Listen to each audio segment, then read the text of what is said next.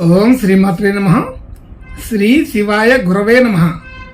యఃకర్త జగతాం భర్త సంహర్త మహసాం నిధి ప్రణమామితమాదిత్యం బహిరంతస్తమోపహం. వీక్షకులకు నమస్కారం. నేను మీ దేవులపల్లి రామకృష్ణ శాస్త్రి, ఆర్కే మాతృశ్రీ తెలుగు జ్యోతిషపరమైన యూట్యూబ్ ఛానల్. ఇప్పుడు ఆగస్టు నెల 4వ తేదీ నుండి ఆగస్టు నెల 10వ తేదీ వరకు గల గ్రహ స్థితిగతులని ఒకసారి పరిశీలన చేద్దాం. కర్కాటక రాశిలో రవి చంద్రగ్రహాలు,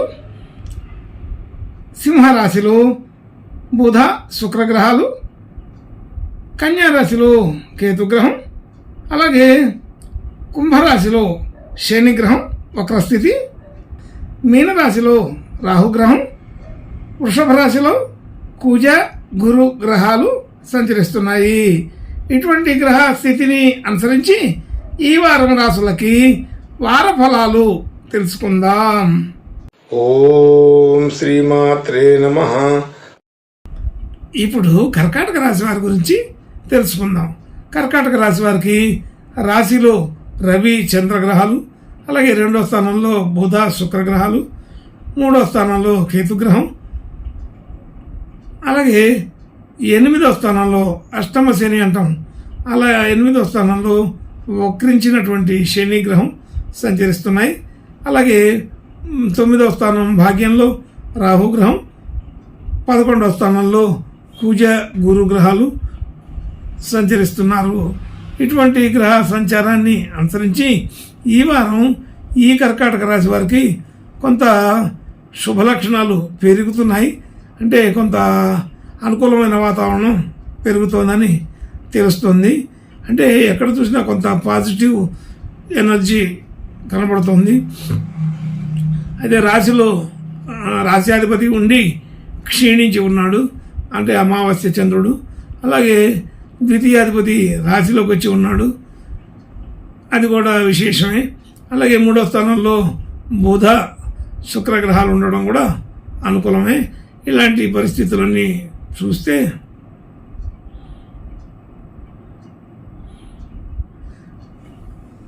రాశిలో రవి చంద్రగ్రహాలు ఉండడం, అది అమావాస్య చంద్రుడై ఉండడం అనేది ఒక విషయం. అయితే ద్వితీయాధిపతి వచ్చి రాశిలో ఉండడం అనేది ఆలోచన తీరు, మనస్సంకల్పం, మాట తీరు అన్నిటిని కూడా ఈ సూటిగా అడగటం, సూటిగా వ్యవహరించటం జరుగుతుంది. అది ఆలోచన తీరు మానసికంగా స్థిరపరచుకొని కొన్ని మాటలు చెప్పాలా వద్దా, అన్నాలా వద్దా అనుకుంటూ ఉన్నాయని కూడా నిర్మోహమాటంగా అడిగేస్తారు. దానికి తగినటువంటి ఫలితాలు కూడా చూడగలుగుతారు. ఆలోచన తీరులో కొంచెం గతంలో కంటే భిన్నంగా వేగంగా ఉంటుంది. కాబట్టి మొహమాటం తక్కువ అవుతుంది. అడగాల్సిన విషయాలు అడుగుతుంటారు. అడిగిన విషయాలకి సరిపడే అనుకూలమైన వాతావరణం కనపడుతుంటుంది.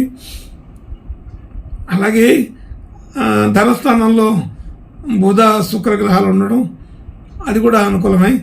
అది మనకు రావాల్సిన ధనం సకాలంలో వస్తుంది. అలాగే మనం ఇవ్వవలసింది కూడా సకాలంలో ఇవ్వగలుగుతాం. ధన విషయాల్లో పెద్దగా ఇబ్బందులు అయితే ఉండవు. ఇంకా పాతకాలంలో మనకు రావాల్సిన ధనం ఏదైనా ఉంటే అవన్నీ కూడా ఈ టైంలో వసూలయ్యే అవకాశం ఉంటుంది. కొంతవరకు ధన సంబంధించిన ఒత్తిడి అయితే అంత అనిపించదు. కుటుంబ సభ్యులు, బంధుమిత్రులతో సాధారణమైన సఖ్యత ఉంటుంది. అనుకూలత ఉన్నట్టుగానే చెప్పవచ్చును. అలాగే గృహ వాహన యోగాదులు కొంతవరకు అనుకూలంగా ఉంటాయి. అంటే పూర్తిగా కొత్తగా కొనుక్కోవడానికి, మన సొంతానికి అంత అనుకూలం కాదు. ఇతరులకి కొనిపించడానికి, ఇతరులవి అమ్మిపించడానికి, ఇతరుల గురించి వాకపు చేయటం, చర్చించటం, అలాంటి విషయాలకి ఈ వారం కొంత అనుకూలంగా ఉంటుంది.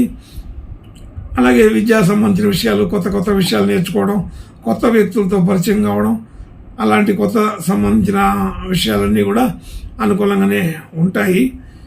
కొత్త విషయాలు నేర్చుకోవడానికి ఇది సరైన సమయంగానే చెప్పవచ్చు. అలాగే ఆర్థిక రుణ సంబంధించిన విషయాల్లో కొంత సంతృప్తి కలిగే పరిస్థితులు ఉన్నాయి. అంటే రుణాలు తగ్గించుకోగలుగుతారని అర్థమవుతుంది. అయితే ఇమీడియట్గా తగ్గకపోయినా తగ్గేటువంటి విధానాలు, దారులు కనబడుతుంటాయి. కాబట్టి దానివల్ల అయినా కూడా సంతోషంగానే ఉంటుంది. అలాగే ఆరోగ్యపరమైన విషయాల్లో ఏదైనా చిన్న చిన్న సమస్యలు ఉంటే బయటపడతాయి. ఆ బయటపడిన సమస్యల్ని పరిష్కారం చేసుకోగలుగుతాం. అది ఒక రకంగా ఆ ఫలితాలు కనబడతాయి. పరిష్కారం అయ్యే అవకాశం ఎక్కువగానే ఉంది. అలాగే భార్యాభర్తల మధ్య అనుకూలత బాగానే ఉంది. పెద్దగా ఇబ్బందికరమైన విషయాలు అయితే ఏమీ ఉండవు. అలాగే అష్టమ శని అనేది కొంత దాని యొక్క పవర్ తగ్గి ఉన్నది. అదే మనకి మంచి ఫలితాలు ఇచ్చే అవకాశం ఈ రోజుల్లో ఉంటుంది. వక్రించినటువంటి శని అష్టమంలో ఉండటం వలన, ఆ వక్రించిన ఫలితం వలన అష్టమ శని కూడా మనకి శుభ లక్షణాలు ఇచ్చే అవకాశం ఉన్నది. ఆర్థికపరమైన, ఆరోగ్యపరమైన విషయాల్లో శుద్ధి చేస్తాడు. అనుకూలపడే వాతావరణాన్ని చూపించగలుగుతాడు. అందుకని ఆరోగ్య సంబంధించిన విషయాల్లోనూ ఏదైనా చిన్న చిన్న సమస్యలు ఉంటే వాటిని గుర్తించి పరిష్కారం చేసుకునే అవకాశం ఒకటి వస్తుంది. అలాగే ఆర్థికపరమైన విషయాల్లో కూడా మంచి అనుకూలమైన స్థితిగతుల్ని దారి చూపించటం జరుగుతుంది. అలాగే మనం ఏదైనా డిపాజిట్లు, పెట్టుబడులు పెట్టాలనుకుంటే మాత్రం ఇది అనుకూలమైన కాదు. ఇది ధన సంబంధించిన ఒత్తిడిని తగ్గించగలుగుతుంది. భాగ్యస్థితి బాగానే అనుకూలంగా ఉంటుంది. మనం గతంలో చేసినటువంటి పెట్టుబడులు, డిపాజిట్లు అలాంటి వాటికి ఏదైనా ఉంటే ఇవన్నీ వృద్ధి చెందుతాయని తెలుస్తుంది. ఇబ్బంది లేనటువంటి వారంగానే చెప్పవచ్చు. అలాగే ఉద్యోగ స్థితి కొంత అనుకూలత ఉంటూనే ఒత్తిడి, సమస్యలు కనబడే అవకాశం ఉంది. కాబట్టి కొంత ఒత్తిడిగా ఉన్నప్పటికీ దాన్ని సమర్థించుకొని, ఆ ఒత్తిడిని తట్టుకొని పని పూర్తి చేసుకోగలుగుతారు. ఒక రకంగా పని ఎక్కువగా ఉన్నప్పటికీ కూడా చాలా సమర్థవంతంగా చేయగలుగుతారు. ప్రశాంతత కుదురుతుంది. అలాగే మనం చేసిన పనులకి గుర్తింపు, గౌరవాలు కూడా బాగానే వస్తాయి. ఇబ్బందికరమైన విషయాలు అయితే ఉండవు. మంచి గుర్తింపు, కీర్తి, ధనము 3 కలిగే అవకాశం ఈ వారంలో ఈ కర్కాటక రాశి వారికి ఉంటుంది. అలాగే చేసే ఖర్చులు, వ్యవహారాలు కూడా సాధారణంగా ఉంటుంటాయి. పెద్దగా ఇబ్బంది అయితే ఉండదు. ఎప్పటిలాంటి విషయాలే కనబడుతున్నాయి. ఎక్కువ మందిని కలవడం, మాట్లాడటం జరుగుతుంది, బంధుమిత్రులని. అలాగే పుణ్యకార్యాలు, దైవ కార్యాలు చేయగలుగుతారు. చిన్న చిన్న ప్రయాణాలు చేసే అవకాశం ఉంటుంది.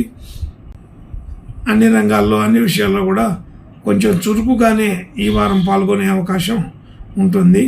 అయితే ఒత్తిడి అనేది కొంత ఉంటుంది అన్ని విషయాల్లో కూడా.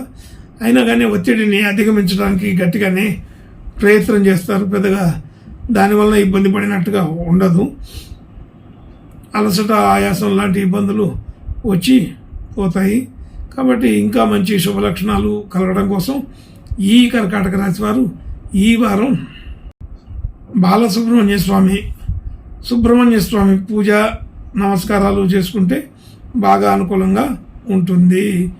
శుభం భూయాత్. ఓం శ్రీమాత్రే నమః.